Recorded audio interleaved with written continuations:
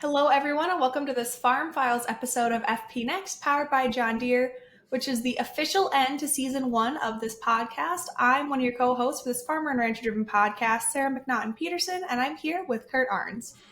Yeah, hi, Sarah. Yeah, for all of your equipment and technology needs, see your local Deere dealer. So, Sarah, we're dropping this in on New Year's Eve. So, I'll wish you an early Happy New Year and, the culmination of season one of FP Next. Where did the year go? We went pretty fast.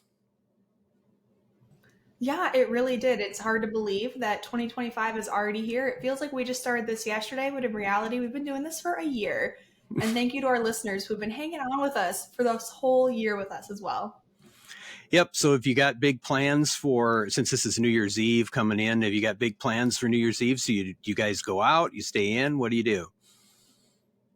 We used to go out and, do the champagne and stay out at a bar till midnight and pay the cover fee and run through the 1,000 people that go. But now I'm lucky if I stay up until actually midnight.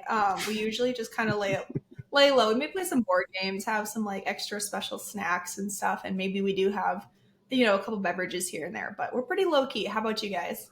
Yeah, if I make it till 10 anymore, I'm pretty lucky. But in the old days, there was a dance hall close by when I was in college, and everybody went to a big New Year's Eve dance there, and it was so crowded you could barely walk across the dance floor back in the day. But yeah, I mean, and my birthday is on New Year's Day, so we used to have a college party at our house on New Year's Eve. Had a bunch of college friends come from all over, and a lot of times my mother had a house full on New Year's Eve, and that's kind of how we always celebrated. It's a lot tamer these days. We're just happy to have the kids all home and celebrate together. I guess that's the fun of it. Yeah. So do you have any fun birthday plans? A happy early birthday. I'm sure I'll text you tomorrow Yeah. on the day too, but Yeah, usually no, not really. My big gift is not to have to do anything in particular, and I can do whatever I want. Usually watch a little football and hang out with the kids. That's kind of my best birthday anymore. So I enjoy that part of it very much.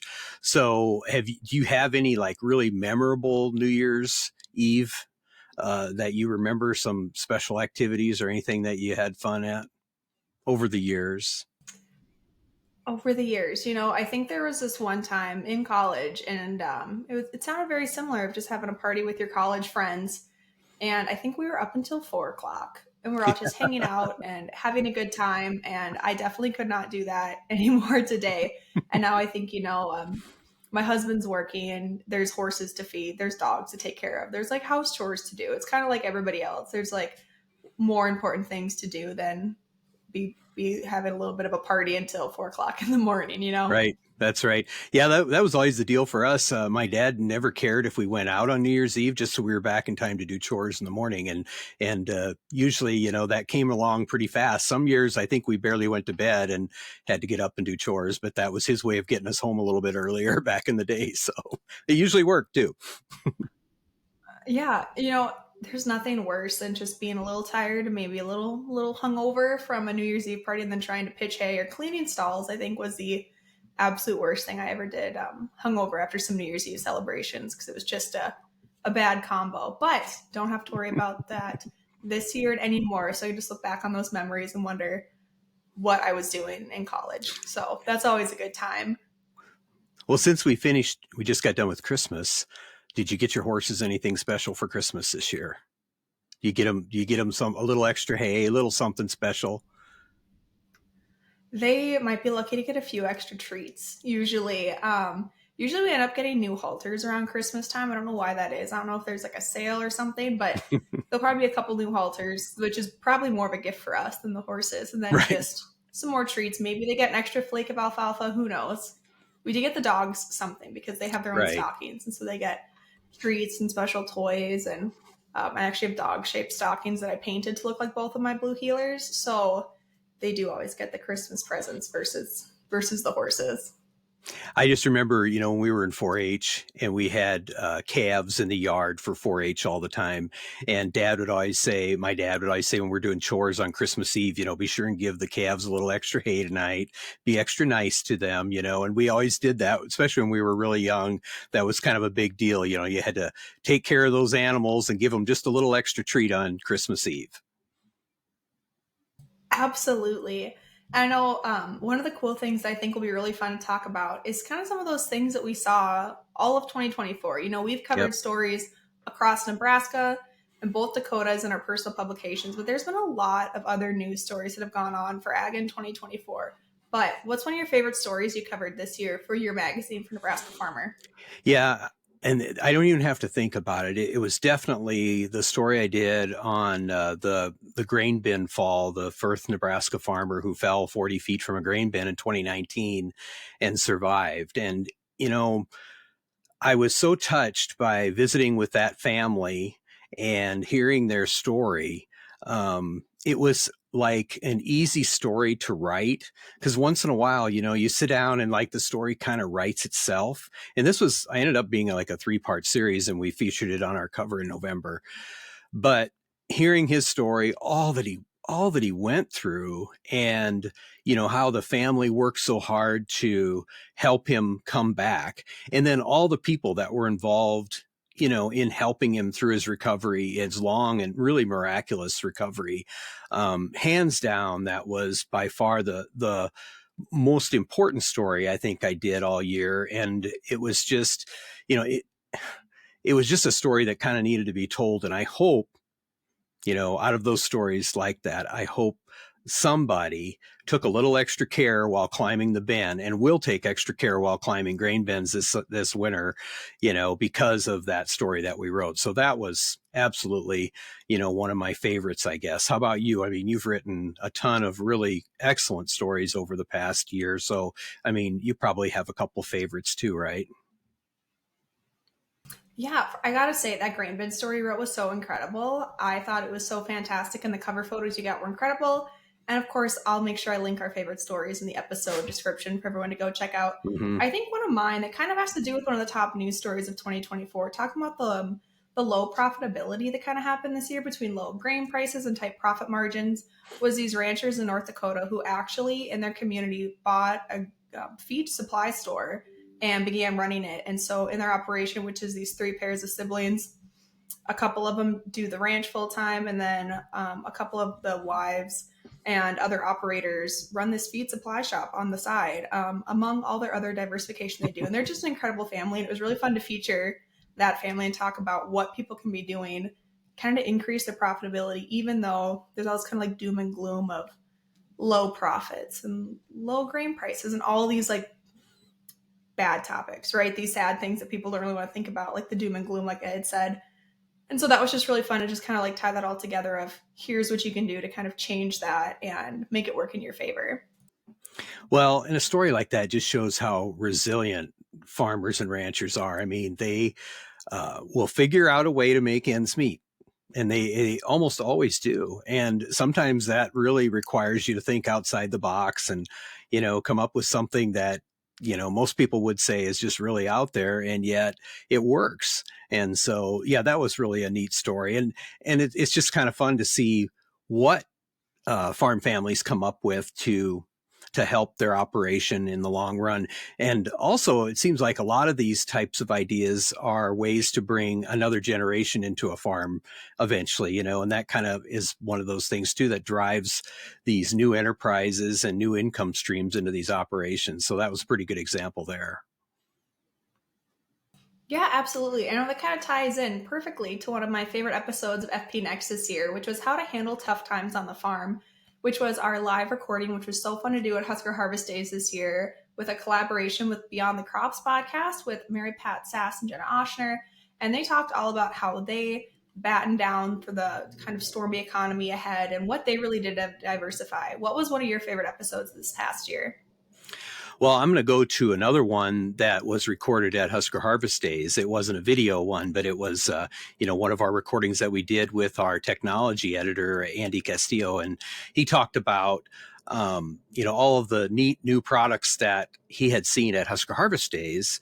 But then we got to talk a little bit about some of the cool stuff we had seen, at Husker. And then we kind of got into that conversation, if you recall, about, what AI means to ag and all of the different technology and how it's really driving so much of the new equipment, new technology coming down through all these different brands. And that was a fun conversation, partly because we were just sitting around a table at Husker one morning and recording. But the other reason was I think it was kind of enlightening because you get to see some of the really great innovations that happen at our farm shows and that are on display there. And Andy had some good insights on that. And it gave us a chance to kind of talk about some of our favorites too, which was a lot of fun. Yeah, and it's always just fun to record live. When we got to visit with Kevin down in Oh, Dallas and record live, it's just way more fun to record live. I know we live, what is it, like 10, 9 or 10 hours apart. So it's not something that works out every time. But whenever we get to record live, I think it's always a good time.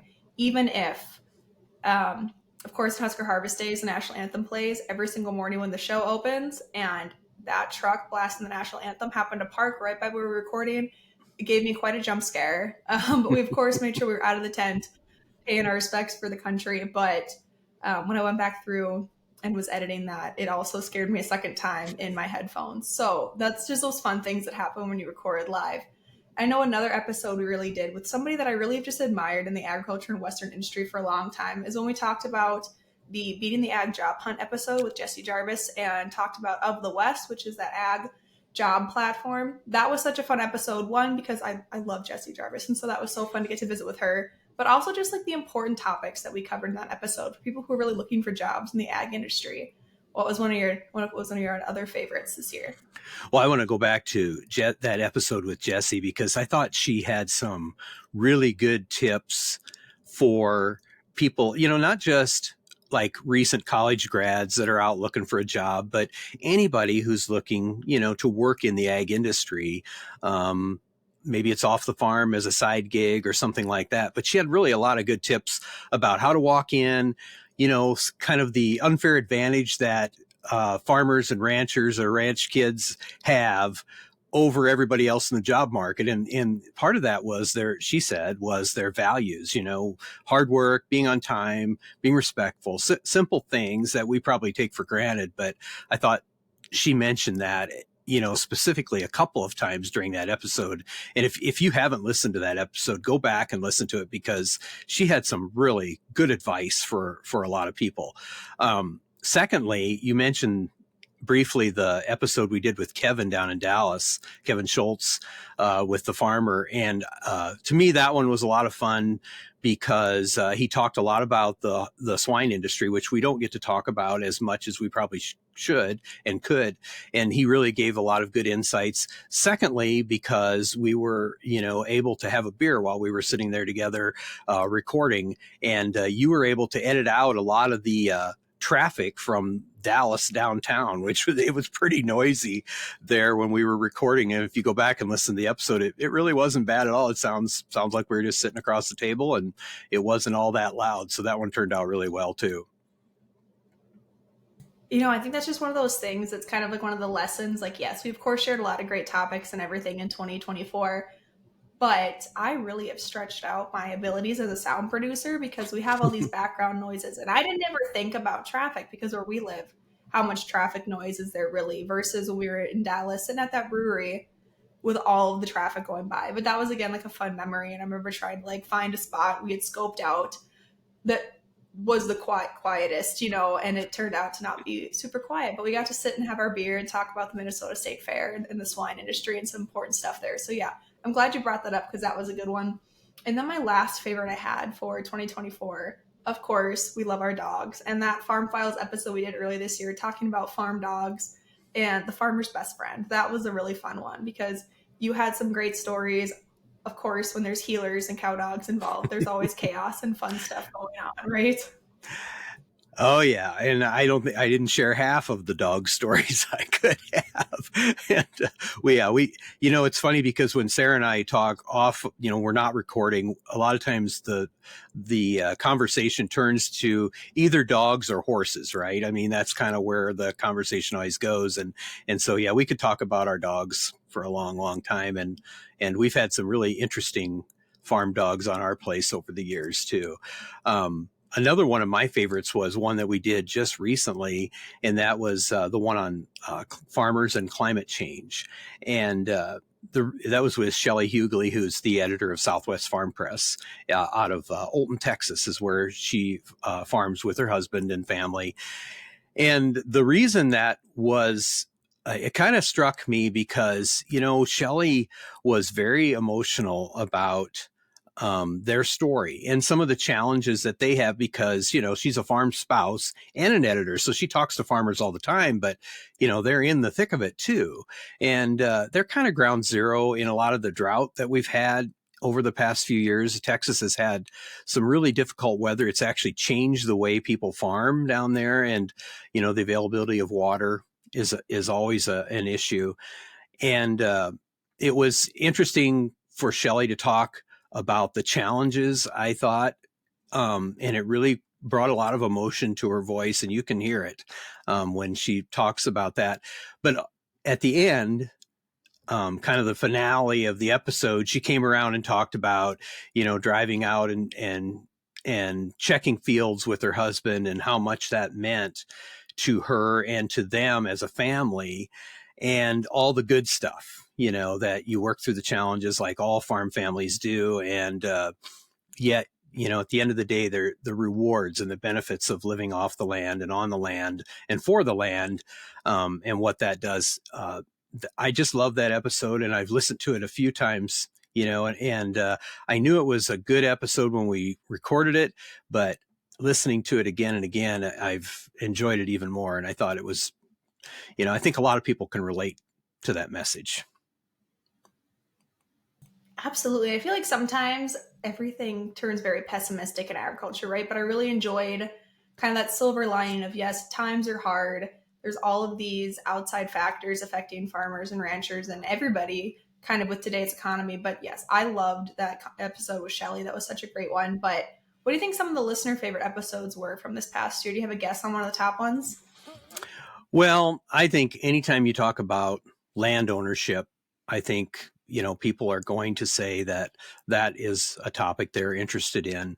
There's been so much written and discussed about foreign ownership of land, but, who owns the most land and who owns the most farmland, especially, is a topic that our readers are always interested in our states, but all across the country. So I'm guessing the one that we talked about, the land ownership and Bill Gates, I'm guessing that was probably among the top ones. Am I right? Yeah, you hit the nail on the head. That was our most downloaded, most listened to episode of 2024. And I think it's so interesting because, you have that Bill Gates is coming to buy your farmland episode kind of spin on it. But it was also more, it was just interesting to find out how much other people own such an expansive farmland in the US. And it's not just kind of like that big political name in the news. But that was for sure one of the favorites. And then another favorite was how does Brazil impact the US agriculture market, which was, of course, Matthew Cruz, who's an Iowa farmer who also farms in Brazil. How many people like that are out there that farm in two different, you know, countries at a time and kind of balance back and forth? So that was a really great conversation. How did you think how that one was to kind of find out all that insight about Brazil? Yeah, we could have talked with him all day long. I had a lot more questions, written down that we just ran out of time. But so interesting difference in how the cropping systems work, the soil types, timing of when they plant. And, that stuff was just super interesting. But he also shared a lot about kind of the cultural differences and how, when he first came down, he didn't know the language, didn't know Portuguese at all, and how he had to learn. And the food, remember, we always talk about food, and he was talking about how he just didn't like, was it rice and beans? I think he said, and then now he's like, this is awesome. But back then he said he lost like 20 pounds because he wasn't eating because he thought, oh, I just don't really like that. And then he found out that he did. I thought there's just a lot of interesting cultural things that he talked about along with the ag part of it. But my favorite part was when he signed us off in Portuguese, which I thought was kind of good. He had to think about it to get the words right, but he did, and that was kind of a highlight for me. I thought that episode was really good, I thought. Yeah, and we'll maybe have to do a part two if we can get Matthew back again. But another Mm-hmm. one that we might have to do a part two on again was how to get paid for carbon on your farm. And that was visiting with Continuum Ag's Mitchell Hora, who's Yeah. another Iowa farmer. And he had such great insights on kind of demystifying carbon intensity scores, what that actually is. Does it have anything to do with the pipelines that everyone's talking about? That was another great episode. And we definitely want to try to have him back or somebody back to talk about carbon on the farm. So I think that's just a topic that's going to become more and more important. And of course, Farm Progress, we have that carbon collective full of stories for farmers to figure out what the heck it even is, what they can use, how they can utilize it on their farm. And so I think that was a fun one. Maybe have to revisit in 2025. Yeah, I think Mitchell brought up a lot of details in some of these carbon payment programs, but also just in the general carbon picture. And a lot of farmers don't really either understand, or you don't get into the weeds on some of that stuff like he did in that episode. And I thought he kind of, demystified some of the carbon stuff for us and really explained it very well. And then the big thing, kind of the elephant in the room, is how he's talking about the carbon intensity score, how that relates to corn that you're selling to your local ethanol plant, how these ethanol plants may adopt, some of these types of programs. And then, the bottom line is whether farmers are going to get paid and how they might get paid through, some of these practices. And so, yeah, and I think that's kind of a moving target from what he said. It's changing all the time. It's kind of evolving. So having him back on maybe for season 2 next year would be a really good idea to kind of catch us up on that kind of stuff, and what's going on with the carbon programs. Absolutely. And speaking of another guest who's going to come back on in 2025, the last listener favorite of season one was our election day special we did, which was Trump or Harris, whose ag policy is best for the farm for farmers. And of course, we recorded that the election hadn't happened yet, so we didn't know what was going to happen between which candidate. But now we know who the next president's going to be and a little bit more about their administration. But Josh is going to come back on in 2025 and share a little bit more about ag policy in 2025 and also what we can expect since we still are operating without a farm bill. But that was a great episode. I really enjoyed that one. And Josh is just a wealth of knowledge when it comes to ag policy. And like we always say, Curt, we like to cover farm production, farm management, farmer features, and kind of leave the policy and politics to Josh, which is his bandwagon, and he's great at it. Yeah, we have all the questions and he has all the answers, or at least the best. He has a lot better answers than I would have, put it that way. And I think he kind of has the inside track on a lot of this. And with new appointments, in USDA and across all the cabinet positions and how they impact farmers, those are questions you and I will pose to Josh when he comes on, because I think there's a lot of movement in that area, and it'll be very interesting to have his take on what some of the inside policy stuff is going to be and how that's going to impact producers directly. And I think he'll have some answers for us, as we get into the new year, I think. Yeah, absolutely. I think that's something that's kind of reflected in a lot of the top news headlines we saw in 2024, especially talking about the weather impacts. Some places got record rainfall, and some, especially up here in the Dakotas and western Nebraska, I'm sure, we're dealing with a lot of drought and just kind of those weather Mm-hmm. extremes. The No New Farm Bill in 2024 affected a lot of USDA programs and is still affecting those programs. So we need a new farm bill, right? And then another top story was the spread of the H5N1 virus that went kind of from the bird flu realm all the way into dairy cattle. I think a lot of Yeah. producers saw effects from that. Did you guys have a lot in your state with that particular virus? Yes, we had 2 cases that came out just in the last few weeks. As we're in the end of December now, so we've had 5 cases this year. Some were in small backyard flocks, not in dairy, but in small flocks, poultry flocks. And so, yeah, I don't think it's going away. I think it's going to be something we're going to be talking about next year. And there have been reports of some human infection of that as well. And so, it's just something that we're learning more about all the time, and we're just going to keep having to write about it, unfortunately. And hopefully we learn enough so that it's not as big of an issue next year as it is, right now. Absolutely. It's kind of like we talked about when we were sharing with Kevin about the Beagle Brigade. There's all these precautions in place when it comes to spreading infectious animal diseases in the US. And I think that's one of those things that's going to continue to be a hot topic in 2025. But some other topics we're really excited about in 2025 are some of our upcoming episode topics. And I know one of the ones I'm most excited about, and maybe it's because we have a fantasy football league together now with Farm Progress, our editorial team. So now I'm actually invested in all the football that we watch. We're going to talk a little bit about like Josh Allen, Brock Purdy, some of those people who have a background in farming or retired from the NFL and went on to farm. And I think that's going to be one of my favorite episodes, kind of in the beginning of 2025 for season 2. Do you have a favorite we've discussed that you're excited for this coming year? Well, if we, our goal, and we can't make any promises, our goal is going to be to get some of these new cabinet appointments on our podcast with the Trump administration. And certainly those would be, I mean, anything that has to do with football, I'll be all in on that. But if we could get a couple of the new cabinet folks on that we have some connections with, and kind of unveil some of their thoughts on farm policy, I think that would be a lot of fun, and it would be very interesting for our listeners too. So I would look forward to that. And no promises, but we're going to give it a try for sure. Hey, there's never any promises in journalism or politics, right? We're all just trying our best to get the good info. I know some other topics we're going to talk about is we're going to talk about the spread of tar spot. Again, it's continually spreading, some of those crop diseases that producers are having to deal with. So that's going to be a discussion. We're also going to talk about the High Cotton Award winners. Of course, we do not grow cotton in our neck of the woods, Curt, and I know you guys don't either down there in Nebraska. But I think that's a really big industry that we're going to dive a little bit deeper into, which I'm super excited for because I don't know too terribly much about the cotton industry and ag. And then we're also going to talk about kind of what we talked with Shelly.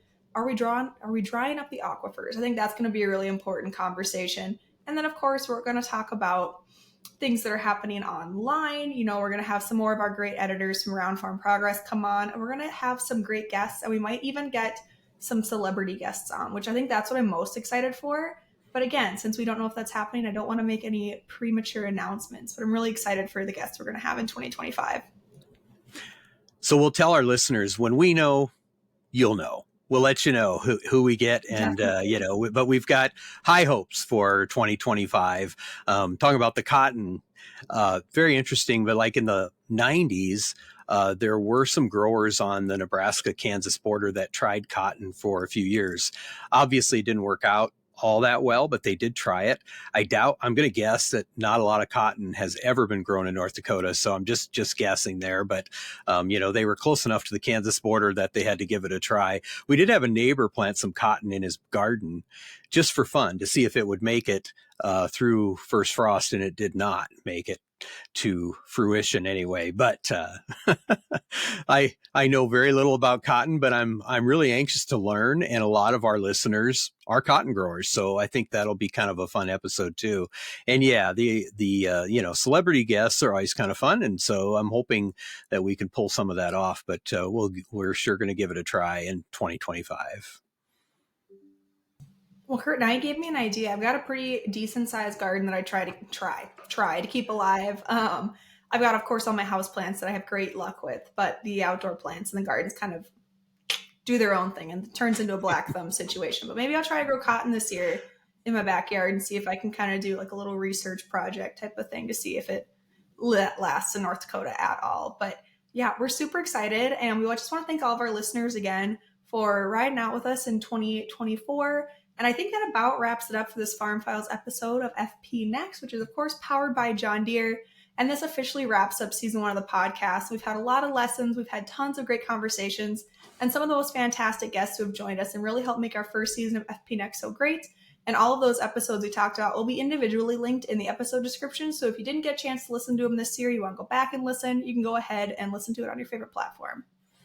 Absolutely. And it'd be fun if you'd let us know what are some of your favorite episodes, to see if our list matches up with yours.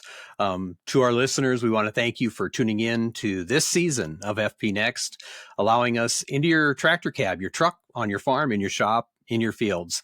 We want to take a moment to share a thank you to John Deere for powering FP Next throughout 2024 and into 2025, and for allowing us to bring you more of these episodes and topics to farmers and ranchers across the nation.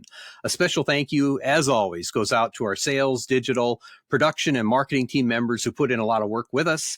And if you want to be sure not to miss any top stories, sign up for our Farm Progress Text Blasts, which bring the hot stories right to your inbox. Yeah, and you can sign up for those text alerts by texting FARM, FARM, to 20505. And be sure to follow Farm Progress on social media to stay up to date with ag news and more as we start 2025. And be sure to check out the digital edition of your regional publications at farmprogress.com. Stay tuned for season 2 of FP Next, where we'll cover more of the important topics that matter to you and your farm. And we'll be back on January 14, 2025, where you can continue to listen in every other Tuesday, wherever you listen to podcasts, or at farmprogress.com. It's been a lot of fun this year. We've had a lot of interesting topics and a lot of great conversations. And, we just might tease a little bit of our 2025 topics moving forward too. So please watch us and come in and tune in for season 2. Absolutely. And you can follow along with FP Next by listening and subscribing on your favorite podcast platform or YouTube or Farm Progress online. And be sure to leave us a review if you enjoyed the show. Sarah always says 5 stars or nothing, but if they would allow us 10 stars, go ahead, right? Right. And remember, if it's agriculture, your friends at Farm Progress have you covered in 2025 and beyond. Here's wishing you high yields and good weather. We'll see you next time.